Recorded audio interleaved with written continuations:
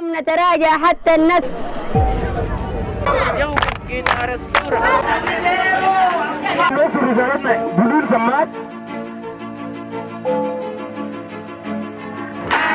أنا ليا مطالب.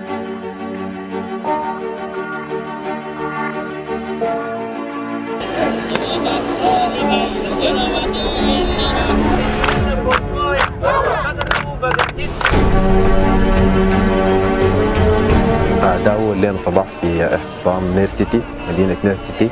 وصلنا امبارح زي الساعة 1:30 صباحا، وكان استقبال صامت جدا، استقبال ملام بالحب وبالسلام.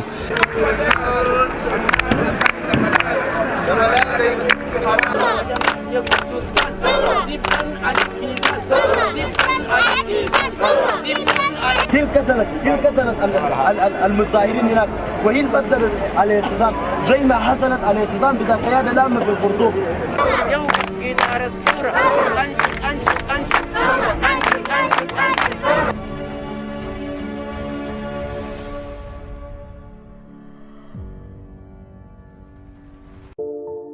يعني احنا بنرحبكم في صبة مدينة نيرتتي، واللي انتم هسه الان بتشاهدوا في ارض الواقع الشيء اللي بيحصل، واللي دخل يومها 17 تقريبا، وما زال الصمود لحد ما تتحقق الاهداف اللي من اجل الناس دي خرجوا.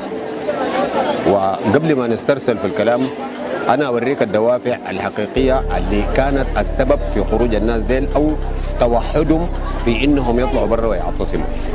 مدينه نيرتتي محاطه من كل القبل الاربع بمهددات امنيه معروفه، وناس يحملون سلاح لا ينتمي الى مؤسسه الدوله، ولا للقوات المسلحه ولا الشرطه ولا قوات الدعم السريع. وهؤلاء يعني هم بقيه من المجرمين اللي قاموا بحرق القرى واغتصاب النساء وغيره وغيره وغيره من الجرائم البشعه، وانفلتوا وقاعدين في الخلا.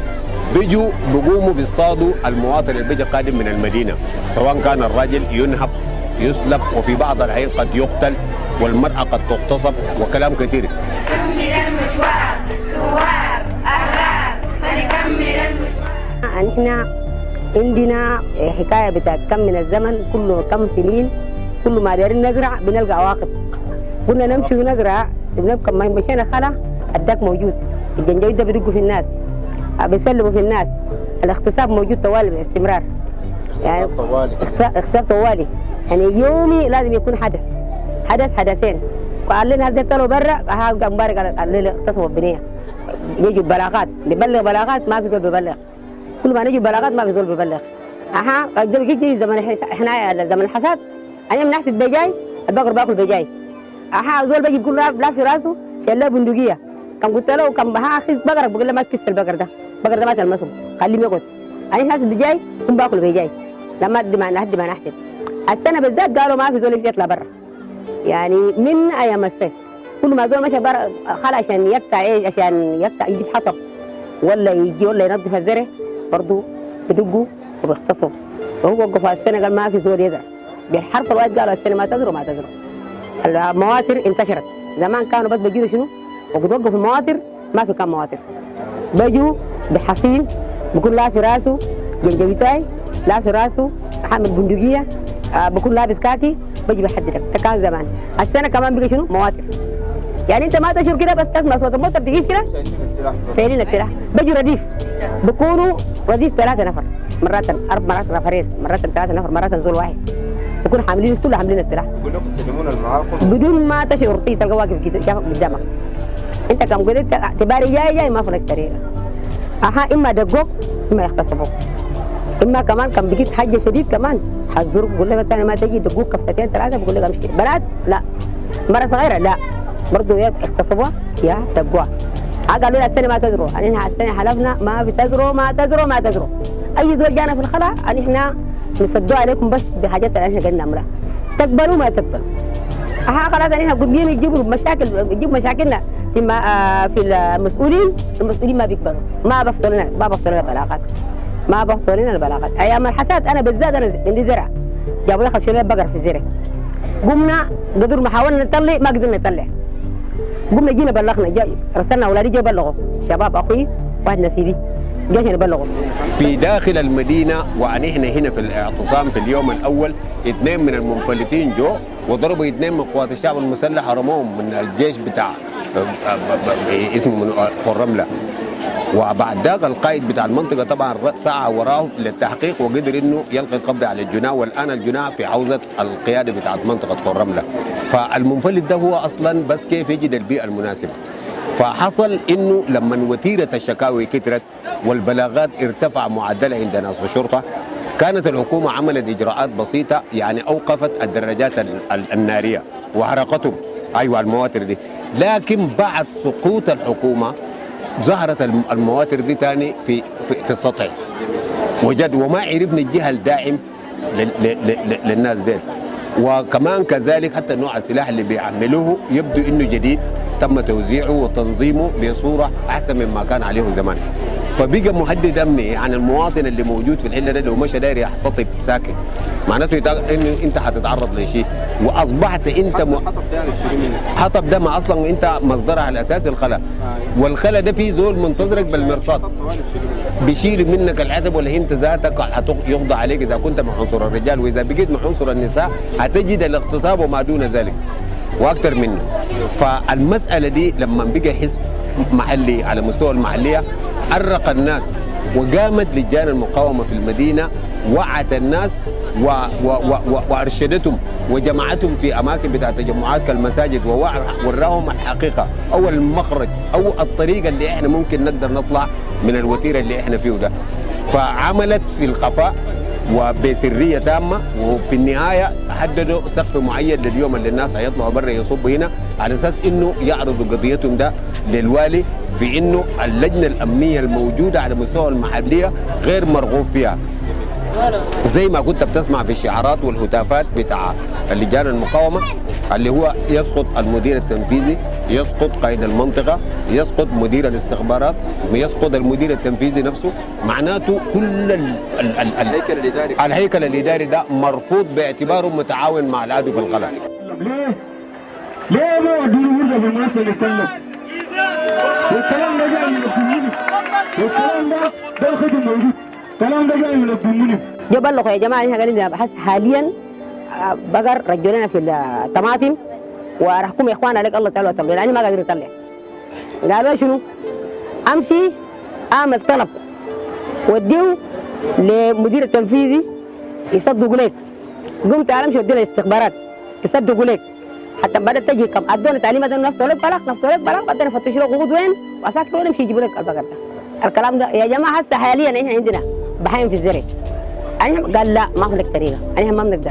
قالوا احنا ما عندنا اي شنو، ما عندنا اي قرار نفتح بلاغ الا تعمل اجراءات كحاجه الاجراءات، تمشي المدير التنفيذي تعمل طلب توديه المدير التنفيذي يصدقوا لك، مدير التنفيذي تمشي بدور تمشي لناس استخبارات يصدقوا لك، ناس كبار صدقوا لك، تعالنا يعني احنا بعد ذاك لو عندنا عقود نجيبوا العقود ونكبوا العقود ونجيبوا ناس يمشوا يجيبوا البحارنا زينا وخلينا. ده كان هي مرحلة بهذه الكيفية كان مستمر لحد جزم الزراعة. وقفوا لنا سدا منيعا ما في دول يمشي الزرع. كم جينا بلاغة ده جبتوا كم جيتوا فتش بلاغة ده ما في بلاغ، ما لقينا بلاغ ما فاتح. يا جماعة نعمل كده. يعني احنا في النهاية قلنا يا جماعة في طريقة والا نطلع نمشي نقعد في الشارع ونسبها هناك، اما جبنا الامن اما سكننا محلنا هناك. بالفعل اللي جينا عندنا 17 يوم وسبينا هنا. ولحد هسه لسه ما وصلنا بالنتيجة. عشان كده احنا اتكلمنا وقلنا نقوم لنا مسيرة سلمية. لا زول يدوك يكسر حاجة زول، لا يدوك زول، لا يحارب زول، لا يخش بأي حاجة، يخش سلمية نتالوا حقوقنا عشان الحكومة يجيب لنا الأمن عشان احنا نكون برا الأمان. إن شاء الله. في الزراعة وهنا البنت بقلق ما في بقالوا، احنا كم ماشيين في الشارع ما في زول يقعدنا ولا يشيل لنا حقنا ونحن نكون في برا الامان. طبعا انت كمواطن لما تواجهك مشكله بتمشي تفتح البلاغ بتاعك عند الشرطه، والشرطه هم في حد ذاتهم اذا جيت داير تفتح البلاغ اول حاجه برسلوك للعمده بتاعك في الليله بقول لك امشي بلغ هناك والعمده يمضي لك وتجيهم. لما تجيهم عشان يتحروا معاك في الموضوع اللي انت عاوز تفتح البلاغ فيه، انت ذاتك برسلوه بيقول لك امشي السوق اشتري لك ورقه ب 20 جنيه جيبه. يعني ورقتك ذاته اللي انت هيطالق فيه البلاغ ده تشتري انت المواطن ده بذات نفسك. وبعد التحري ما تفتكر انه البلاغ ده حيرى النور ابدا، هيجمع زيه زي اي ورق روتيني يومي ويحرق. ما وفي النهايه خلاص. فلدرجه انه المواطن نفسه وصل لقناعه انه عدو اللدود يا الحكومه ذاته، لانه هو المتستر على المجرم. فمن هنا يبقى اذا كان الحكومه باكملها واللجنه الامنيه باكملها وقفت مع العدو برا، انت المواطن جوا هنا داير شنو؟ ما في طريقه الا تلقى لك وسيله ديمقراطيه ومرضيه وحق تكفل لك الدستور بتاعك عشان تطلع تعبر عن قضيتك. فقمنا فكرنا في الصبه السلميه دي، والصبه السلميه دي قلنا عليه عملناها بدقه على مستوى عالي جدا.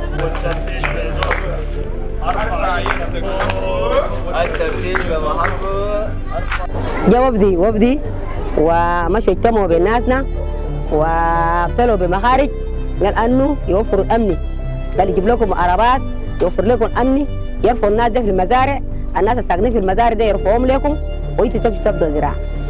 الناس هناك الناس اللي مشوا تفاوضوا معهم قال ادوا مهله لحد حكايه كم 7 يوم ولا كم يوم انتوا كم قدرتوا عملتوا لين احنا بنرفع الناس الثوار يرجعوا يمشوا المزارع.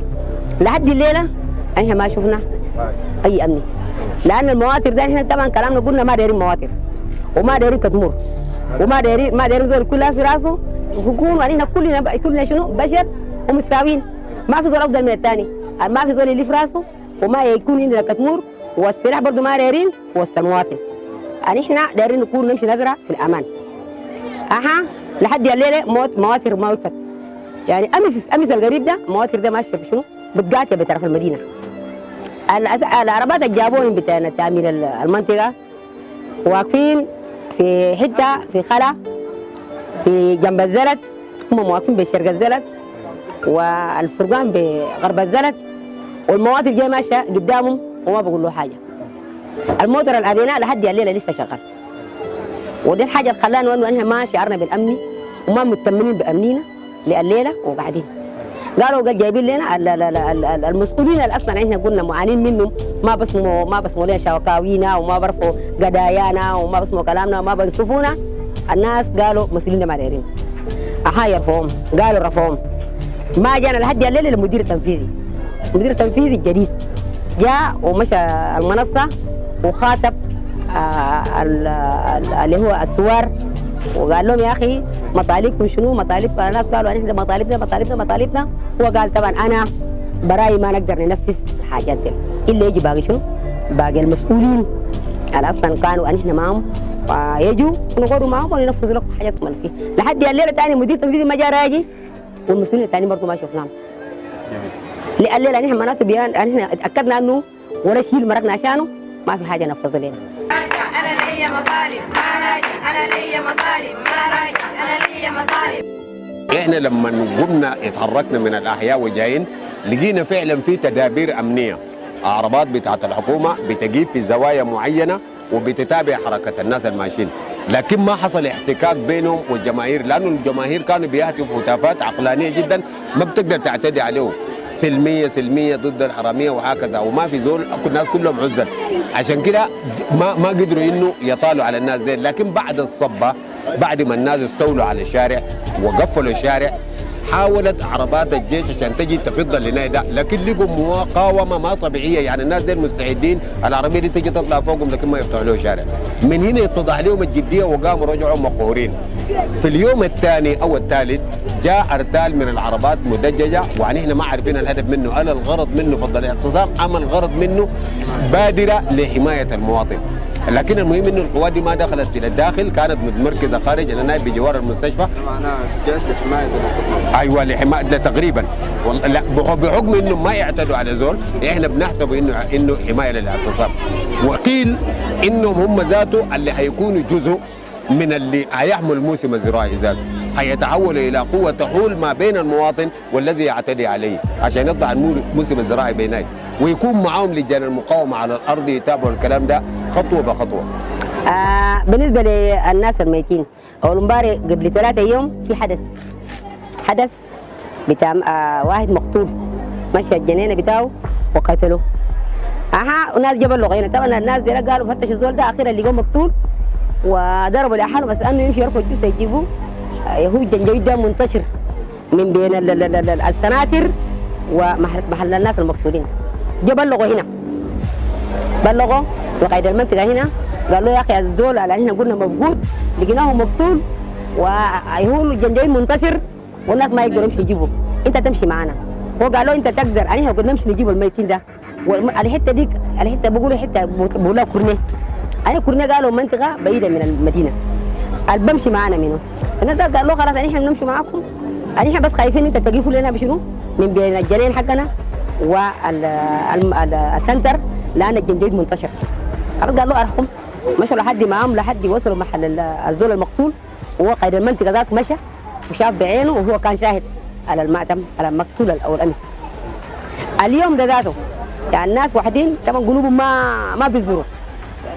في حبوبه كده وبنتها مرقوا برضه مشوا زرع هسي قبل شويه جو جارئين خلوا نعلينهم برضه قال لهم دقوهم وقال لهم مش مرضتوا عشاننا قال ما تجونا في الزراعه نهائي. السنه ده زراعتكم ده كم ما نجحتوا مشكلتكم دي شغلتكم اللي عملتوها كم ما نجحتوا تكونوا قاعدين في جوا مدينتكم الى ما يجيكم يوم البعث. ما في ذول يجينا برا خلا دردهم على الاعتصام. وشايل اولادي الصغار يدقوني او يغتصبوني انا قدام اولادي. ليه الكلام ده؟ الكلام دي حار ولا ما حار؟ انا شايفين بخطر حقيقه يعني برا المدينه كيلو ما نقدر نمشي.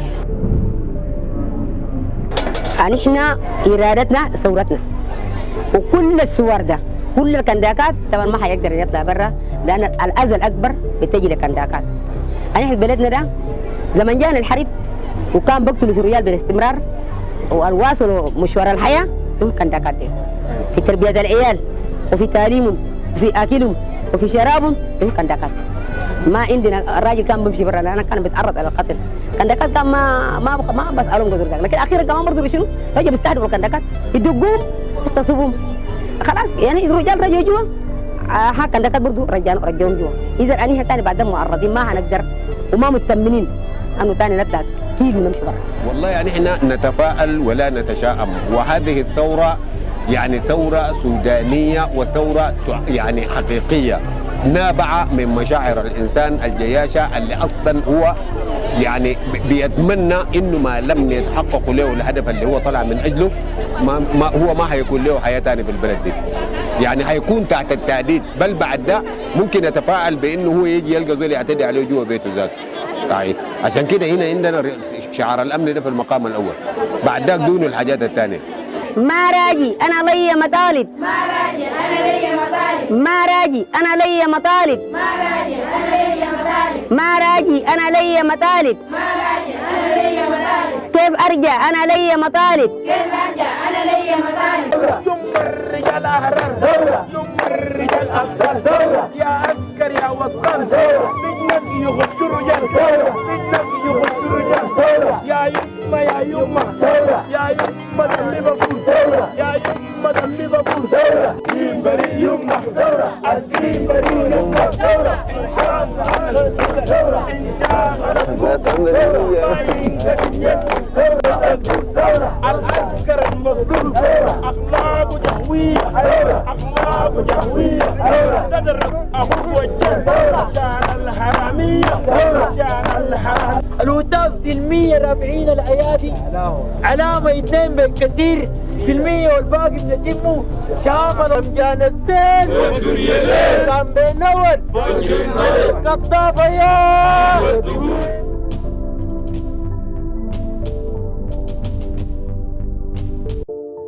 خالي سكر مدرة كم بالكوب اها كم مشمات فيه ولا ما فيه كم نلوم في المويه سابينا